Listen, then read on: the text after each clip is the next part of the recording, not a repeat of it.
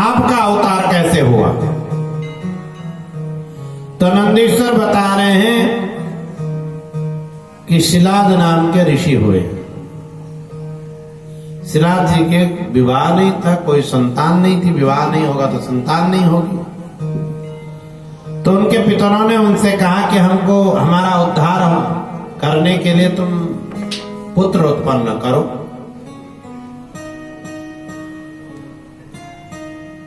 तो शिलाद ऋषि ने इंद्र को लक्ष्य करके तपस्या की। इंद्र प्रसन्न हुए। इंद्र प्रसन्न होकर के शिलाद ऋषि के पास में आए और कहने लगे कि वर मांगो। शिलाद ऋषि ने इंद्र से कहा, सतक्रतो सुरेशान संतुष्टो यदि मे प्रभो अयोनिजं मृत्युहीनं पुत्रम इच्छामि सुव्रतम। शिलाद ऋषि ने कहा कि हे इंद्र, तुम यदि मुझसे प्रसन्न हो तो मुझे एक पुत्र चाहिए। वो पुत्र भी ऐसा जो अयोनिज हो और मृत्यु रहित हो, माने उसकी मृत्यु ना हो। ऐसा पुत्र मुझे यदि आप दे सकते हो तो दीजिए। तो इंद्र ने कहा, पुत्रम दास्यामि पुत्रार्थिं योनिजं मृत्यु संयुतम अन्यथा तेन दास्यामि मृत्युहीना न सन्ति वै।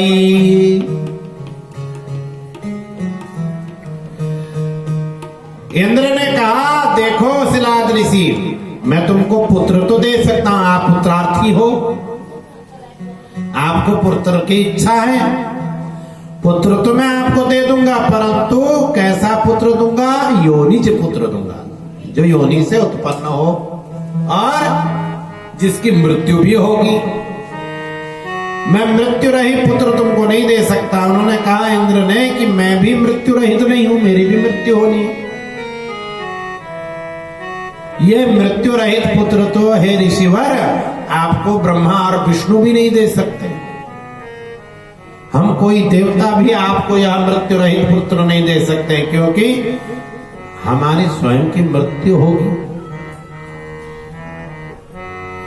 और कहा कि देखो, किंतु देवेश्वरो रुद्र प्रसीदति महेश्वर सुदुर्लभो मृत्युहीनस्तव पुत्रो ह्ययोनिज। कि देखो, यदि हे शिलाद ऋषि तुमको पुत्र मृत्यु रहित चाहिए ना, अयोनिज चाहिए, तो ऐसा अयोनिज और पुत्र मृत्यु रहित पुत्र आपको केवल भगवान शंकर दे सकते हैं। तुमको रुद्र की आराधना करनी चाहिए। तो ऐसा कह करके इंद्र तो अंतर्ध्यान हो गए। शिलाद ऋषि ने इंद्र के कहने के बाद भगवान शंकर की आराधना की, बहुत कठिन तपस्या की। भगवान शंकर प्रसन्न हुए। तो भगवान शंकर ने शिलाद ऋषि से कहा कि हे शिलाद ऋषि, तुम्हारी क्या इच्छा है, वर मांगो। तो शिलाद ऋषि ने कहा, महेश यदि तुष्टोसी यदि वा वरदस्स मे इच्छामि त्वत्समं पुत्रं मृत्युहीनम् अयोनिजम्।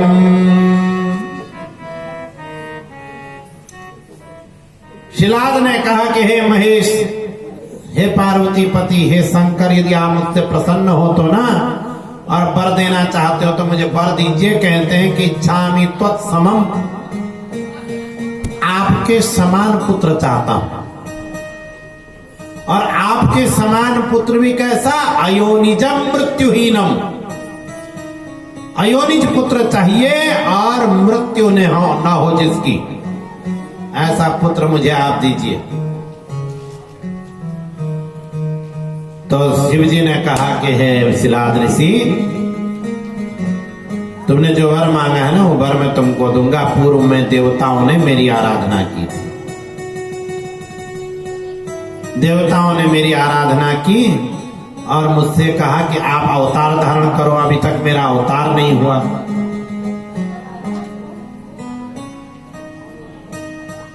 और तुम चिंता मत करो, मैं तुम्हारे यहाँ पुत्र के रूप में अवतार धारण करूंगा। ऐसा भगवान शंकर कह करके अंतर्ध्यान हुए।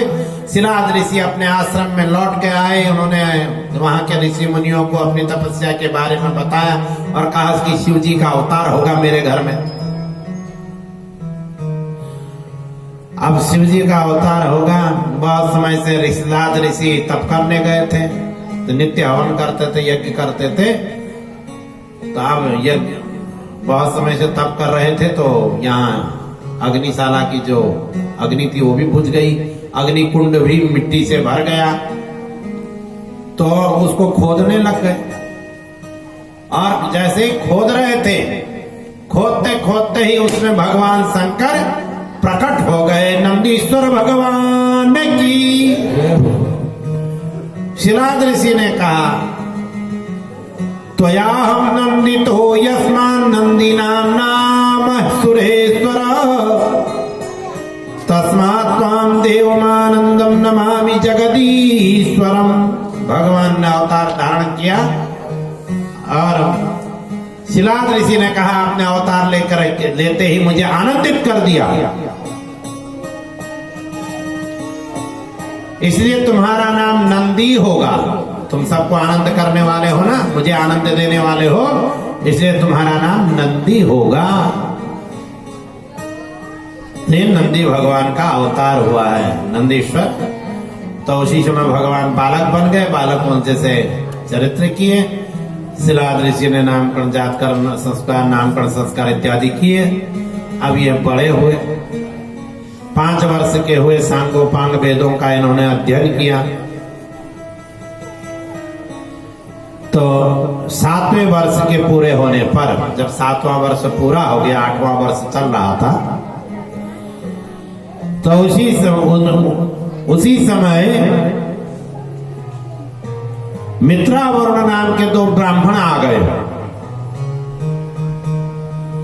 शिलाद ऋषि ने कहा, देखो मेरा यह पुत्र है नंदी, इसका भविष्य बताओ कैसा रहेगा। मित्रावरुण ने कहा, तुम्हारा पुत्र तो धर्मशास्त्रों का ज्ञाता है, परंतु इसकी अवस्था बहुत कम है। आज से ठीक 1 वर्ष इसकी अवस्था रह गई है। ये इसके जीवन का अंतिम वर्ष अब चल रहा है, 8 वर्ष का ही केवल होगा। ऐसा सुनते ही शिलाद ऋषि विलाप करने लग गए, रोने लग गए, दुख हो गया। पिता को दुखी देख करके नंदी ने पूछा, पिताजी आप क्यों रो रहे हैं? तो शिलाद ऋषि ने कहा, तवाल्प मृत्यु दुखेन दुखितोतीव पुत्र का, को मे दुखम हरत वै शरणम तम प्रयामी। शिलाद ऋषि ने कहा, बेटे तेरी अल्पायु के दुख से मैं दुखी हूं, मैं किसकी शरण में जाऊं, कौन मेरे दुख को हरण करेगा? तो नंदी ने कहा, पिताजी आप दुखी मत होइए, मुझे कोई देवता, यमराज, इंद्र, काल मुझे नहीं मार सकता। मैं आपको सत्य बता रहा हूं, कोई भी मुझे मार नहीं सकता है। नंदी ने कहा, मैं शिव की शरण में जाऊंगा। पुत्र ने कहा, न तात तपसा मृत्युम वंचयिष्ये न विद्यया, महादेवस्य भजनान् मृत्युं जेष्यामि नान्यथा। नंदी ने कहा, पिताजी न तपस्या से मृत्यु को जीता जा सकता, न विद्या से मृत्यु को जीता जा सकता। मृत्यु को कैसे जीता जाएगा? महादेवस्य भजनान्, महादेव के भजन से मृत्यु के ऊपर विजय प्राप्त की जा सकती है। इसीलिए तो भगवान मृत्युंजय है। भगवान शंकर का एक नाम मृत्युंजय है, इसीलिए है।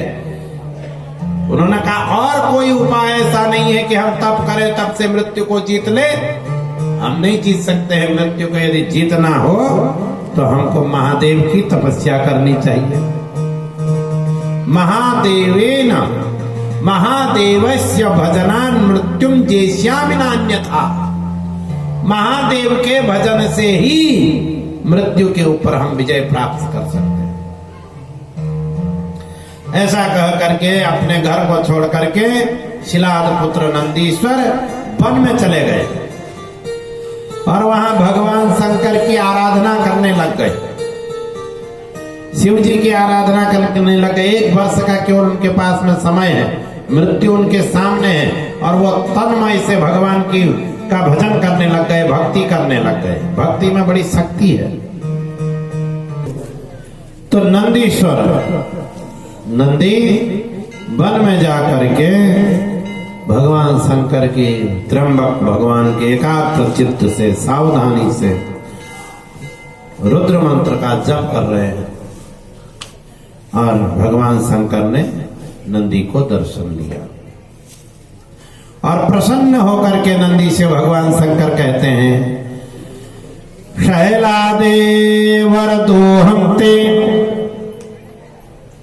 तपसा नेन तोषितः साधु तत्त्वं त्वया धीमन् ब्रूह्यन्ते मनोगतम्।